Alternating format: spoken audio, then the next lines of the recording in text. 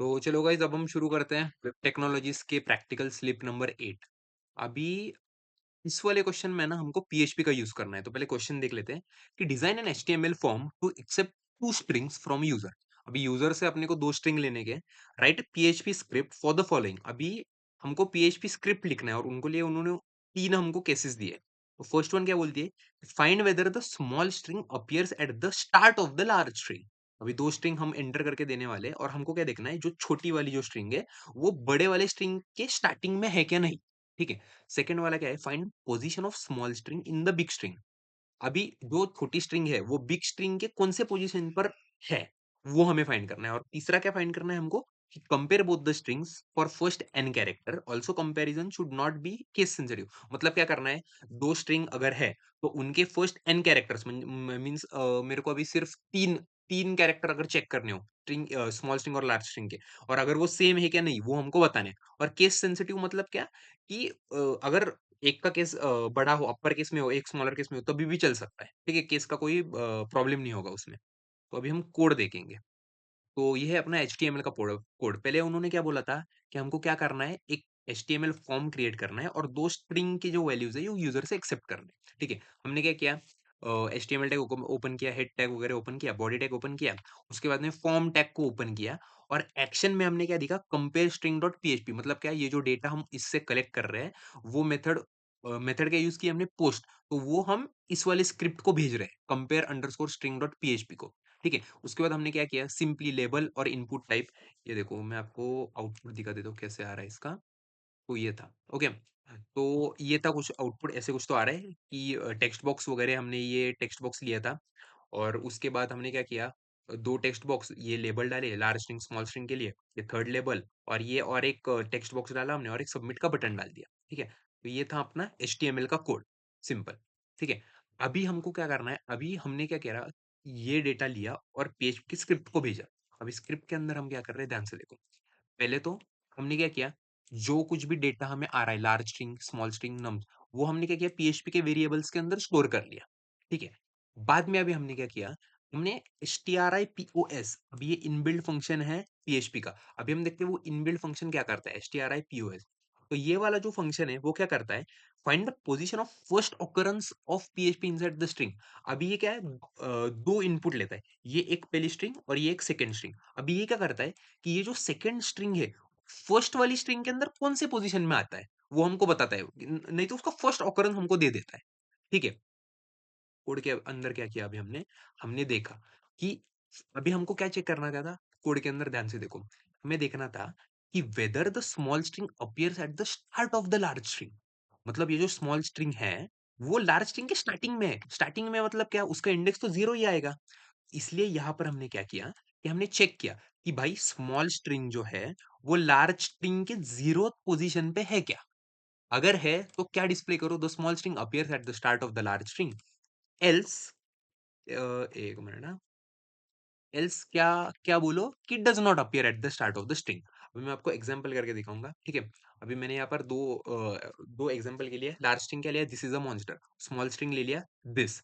जब मैं ये सबमिट करता हूँ तो मेरे को क्या आता है, the small string appears at the start of the large string. क्यों, क्योंकि दिस है। अभी मैं क्या करता हूँ, यहाँ पर इस कर देता हूँ। अभी मेरे को क्या आना चाहिए कि it is not at the starting. जब मैं सबमिट करता हूँ तब आप देख सकते हो, the small string does not appear at the start of the large string. ठीक है, ये हमने क्या कर दिया, फर्स्ट पार्ट को फिनिश कर दिया है। अभी हम देखेंगे सेकंड सेकंड पार्ट क्या कहता है, कि find the position of the small string in the big string. अभी हमको क्या करना है, पोजीशन फाइंड करना है, छोटा स्ट्रिंग बड़े स्ट्रिंग के अंदर कौन से पोजीशन पे। यहाँ पर हमने क्या किया, पोजीशन नाम का एक वेरिएबल लिया, फिर इसे stripos किया, उसके अंदर वो पोजीशन स्टोर कर दिया। ठीक है, अभी क्या किया, फिर बाद में हमने इफ कंडीशन के अंदर चेक किया कि भाई वो जो वैल्यू हमने अभी स्टोर किया है पोजीशन का, वो अगर फॉल्स है तो बताओ कि the small string is found in the large string at position. और वो पोजीशन जो है वो पोजीशन प्लस वन करके। अभी ये मैं आपको बताता हूँ क्यों किया हमने पोजीशन प्लस वन। इसका ये क्यों किया हमने, क्योंकि ये जो फंक्शन है ना strpos, अगर आप यहाँ पे नीचे स्क्रॉल करोगे तो इसका क्या होता है पता है क्या, कि ये जब दोनों स्ट्रिंग अगर मैच मिल गए ना तो वो जीरो वैल्यू रिटर्न कर देता है। और इसीलिए हमने यहाँ पर क्या किया, वो पोजीशन प्लस वन अगर ये कर दिया तो क्या हो जाएगा, कि जीरो प्लस वन करके वो वन आ जाएगा। The small string is found in the large string at the position 1। अभी मैं 1 मिनट को दिखाता हूँ ये। अम, जब हम इसके लिए सबमिट करते हैं, the small string is found in the large string at the position 3। अबे 3 कैसे आया, मैं आपको दिखाता हूँ। ओके, तो उसने ये वाला ही कंसीडर कर लिया, ये वाला नहीं किया। हम क्या करते हैं, स्पेस डाल के दिस को एंटर करते हैं। अभी वो करेक्ट फिफ्थ पोजीशन बताएगा। देखो आ गया फिफ्थ पोजीशन।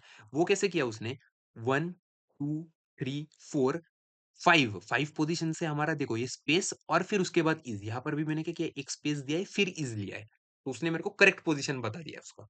ठीक है, तो हाँ, अगर नहीं है तो क्या कर दो, direct the small string is not found in the large string. अभी हम क्या करके देखते हैं कि यहाँ पर समझो हमने ऐसा कुछ तो लिया जो इसके अंदर है ही नहीं। समझो हमने कैट करके देखा और सबमिट किया, तो क्या आ रहा है, the small string is not found in the large string, क्योंकि उसने ढूंढा पर उसको कैट किधर मिला ही नहीं ना लार्ज स्ट्रिंग के अंदर।